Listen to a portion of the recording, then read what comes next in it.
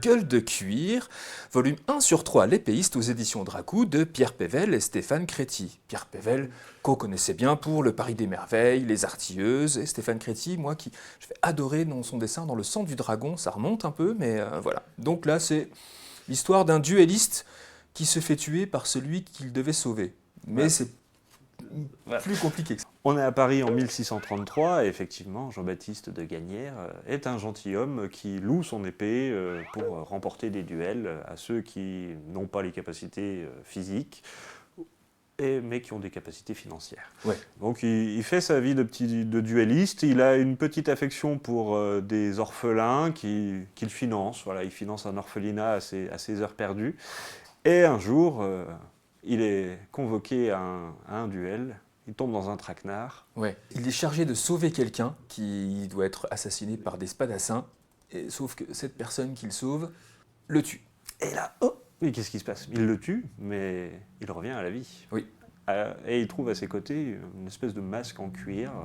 Et quand il l'enfile, des espèces de super pouvoirs. Ouais. Alors dit comme ça fait très super-héros, mais au final, non. On est dans de la fantaisie assez sombre. Oui.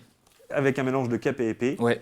La fantaisie historique en fait, et on suit la lutte entre différentes loges d'un zodiaque du diable. Le zodiaque du diable, et ce pauvre Gagnère va devoir découvrir, ses pouvoirs, 2, les relations politiques et les antagonismes entre ces différentes loges zodiacales, ouais. Et tout ça sur fond de duel, évidemment, oui. de Paris au XVIe siècle. Ouais. Et c'est très plaisant à lire. Ouais. Et cet héros, en plus, il est assez sombre, c'est un peu Batman sous Louis XIII, il y a ce côté-là, un petit peu là. Il y a un petit côté comme ça, avec le protecteur de la ville, un petit peu... gentilhomme, mais pas très sympathique, assez sombre, assez torturé, et le gueule de cuir, le masque, va pas forcément accentuer ses bons côtés. Et c'est vraiment de la fantaisie de cap et d'épée. Ouais. On n'est pas très loin de ce qu'avait fait Pierre Pével en roman avec la trilogie de Willstadt ou Les Lames du Cardinal, mais voilà, c'est un tout nouvel univers qu'il nous propose, contrairement aux Artilleuses et au Paris des Merveilles qui adaptaient ces romans et qui les développaient. Là, c'est vraiment un univers inédit. Inédit, même si, oui, on voit quelques petits clins d'œil à droite à gauche. Oui, bien sûr, toujours.